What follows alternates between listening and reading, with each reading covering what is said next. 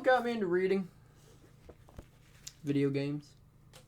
Like this one game with Doki, and then, there's a literature, and I think it was a club as well. I don't know. I don't remember. Maybe that's for the best.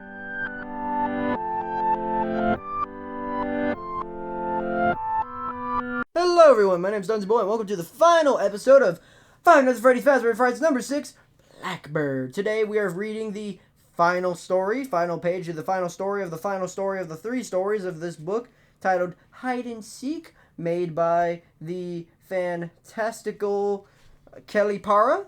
I think she's a new writer, or new as in when this book came out. Today we're reading 10 pages, going from 222. If you didn't notice from the last episode, I went a couple pages further, further. To 232, where we'll end the book. So, without further ado, let's finish this. He jumped out of bed, fell to the floor, darkness all around him. He launched himself backward, the entire body shaking. He hit the cold wall, and he realized he wasn't just home. It wasn't real. It was just a nightmare, but it seemed so real. It was one of the worst nightmares of his life. His eyes stung. He started to cry, his shoulders shaking because he had learned one thing from a nightmare. The shadow was so much stronger than him, and it would want to win at all costs. He wiped his leaky nose and he followed with frustration. He hated this. He hated the shadow. He wanted to get it gone. He reached his back and clawed it. Get it off me.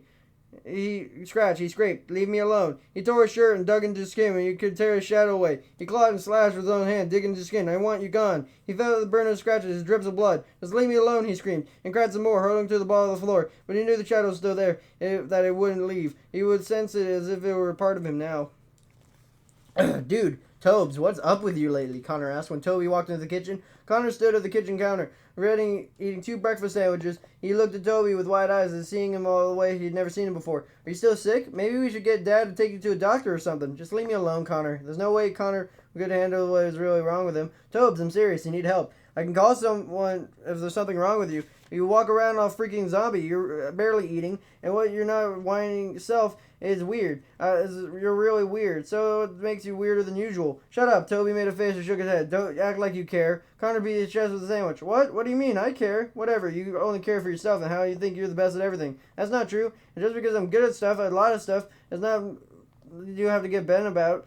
Toby made a small laugh. Every day of your life, you tell me, well, you're best, and I'm nothing, that I'm a loser. Connor didn't have much to say to that. He just said, okay, well, I'm pretty close to being the best. Toby's eyes widened. No, you're not, Connor. You're not the best, and I'm not the best. And you only think you're the best because for some reason you and Dad think you're so great, so pathetic. It's more like it. Connor rolled his eyes. Is this about Dad, isn't it? You're jealous? Toby jerked back. What? You're jealous because Dad and I spend a lot of time watching sports. Dad always invites you to watch with us. You know that? You don't want to hang out with us. Instead, barricading yourself in your room. Toby swallowed hard. You don't even know what you're talking about, so stop. Whatever, Toby. You know it's true. But I'm not going to argue with you when you're practically ready to kneel over at any time. Do you even know how stupid you always sound without being the best at everything? There has to be someone around here better than you. You know that, right? Someone on his shoulder. Whatever, Tobes. Listen, I told you, I'm not going to. You listen. Toby pointed a finger at Connor, ticked off and tired of all the dumb things you came out of his mouth.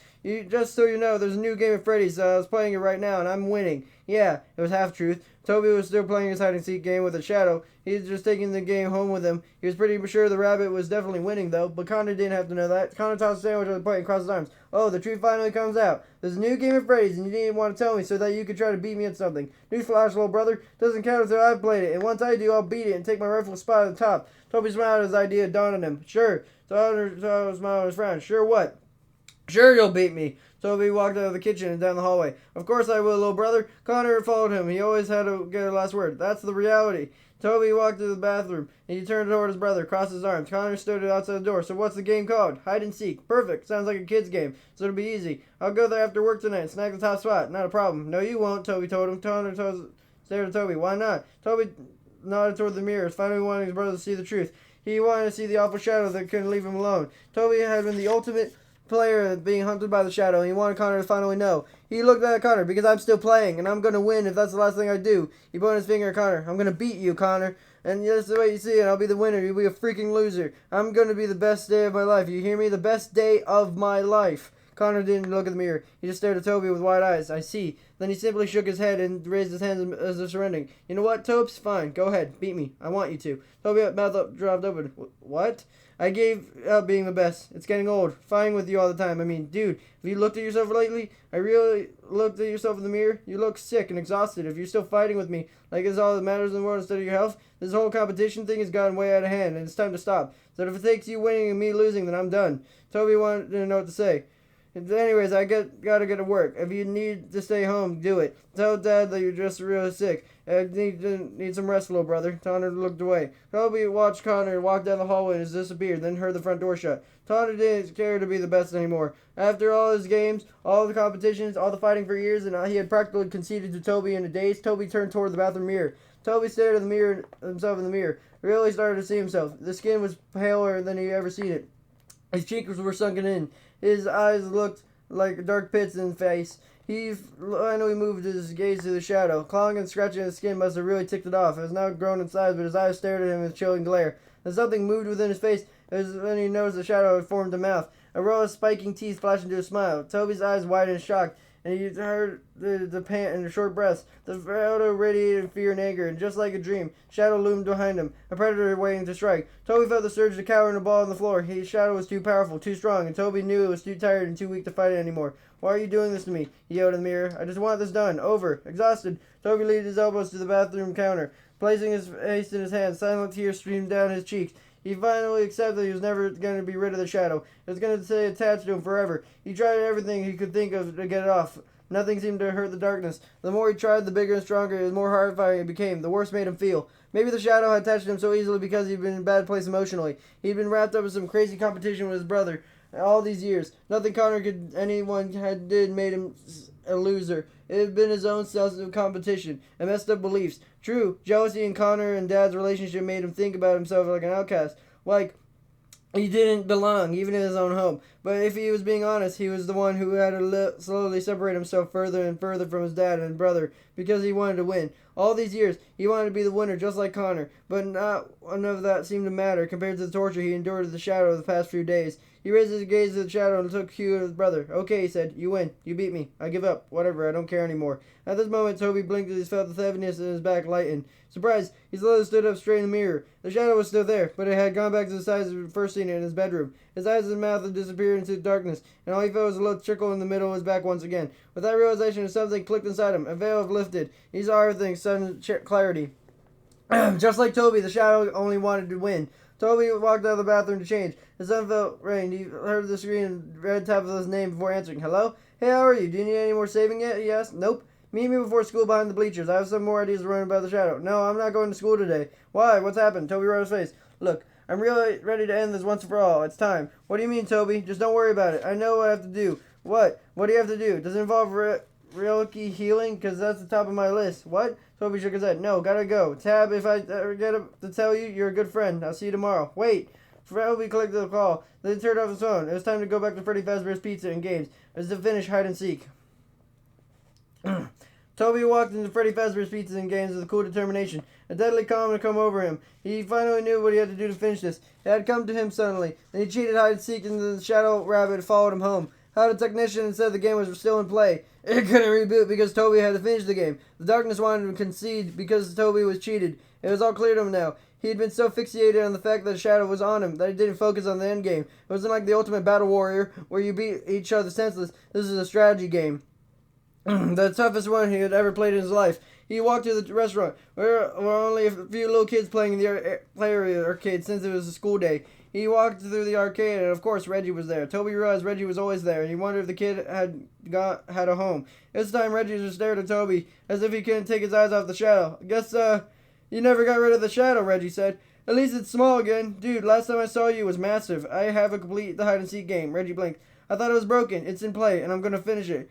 That's the game that started all this, but you're gonna do it when it's all busted up. I'll figure it out. Reggie nodded and held out his fist. Respect, dude. The fire's back within you. You do what you gotta do. Toby tapped his fist to Reggie's, then walked past him. Hey, Reggie said, and Toby turned it back around. Can I have that girl's Tabitha's digits? Toby just shook his head and made his way to the game, stopping at the door of hide and seek. The out-of-order sign stood tapped at the door. It was locked, so Toby put a coin and opened it and entered the room.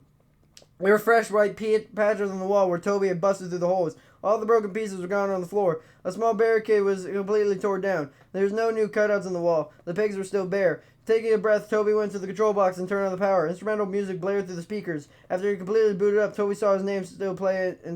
Toby dug out the peppermint toothpick from his pocket and slipped it in his mouth. He adjusted the beanie on his head. A voice bellowed the speakers. Are you ready to continue, or do you forfeit the game? Toby's finger hovered over the forfeit button. Once he pushed the bottom, he knew everything would go back to normal. The shadow would be gone, and the rabbit would have turned to hide and seek. He would go back to his life, and being controlled his own body, and he'd be free. Toby hit the bottom of the lip, and familiar feeling spread over him. You see, he couldn't really get over the fact that the shadow attached to him. The shadow played himself the ultimate cheat on Toby and making himself hurt himself, but making him believe he was going crazy just to do a freaking game. The shadow had wanted to win, and Toby had let it. Toby shut his eyes, trembling with anger. You thought you could beat me, he said. You thought you could turn on cheating back on me? Well, surprise for you, I'm not a loser. You're the loser. He opened his eyes, punched on the continue button. In heat of determination, he turned his back and parked wall. He felt his shadow's anger slam over him. The draw tight. Toby rushed backward toward the pigs where the trees were supposed to hang. Rammed himself onto the sticks. The pig stabbed through his back. Toby's body stiffened as he gasped. His toothpick dropped from his mouth. He felt a shadow release.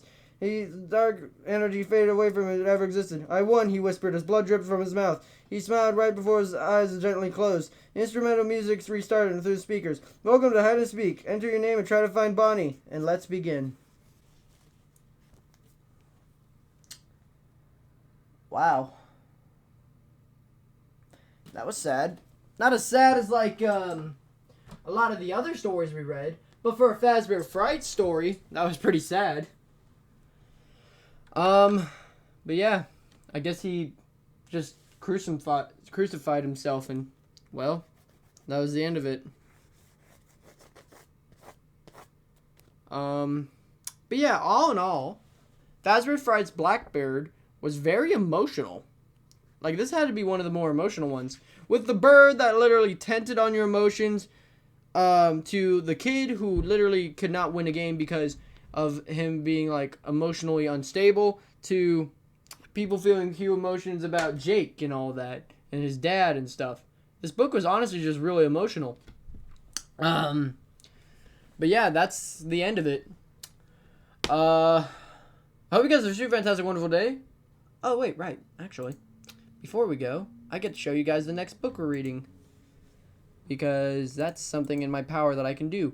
Minecraft Zombies, The Return. And as we can see right now, badoosh, the white screen of death. White screen. We can go here. We can put the check mark here. All the way down to here. This one's not done yet. Now we can do pages 01 to 20. I don't know why I accidentally got rid of that. And good news, we're back to having chapters. So yay with that. Yay for having chapters. And now we can do chapter 01 to 20? Really? Dang, a lot of chapters happen in between these. Wait, is it really 1 to 20 to 1 to 20? Oh, no, I'm stupid. Ha ha ha. I was about to say, what in the world? 1 to 20?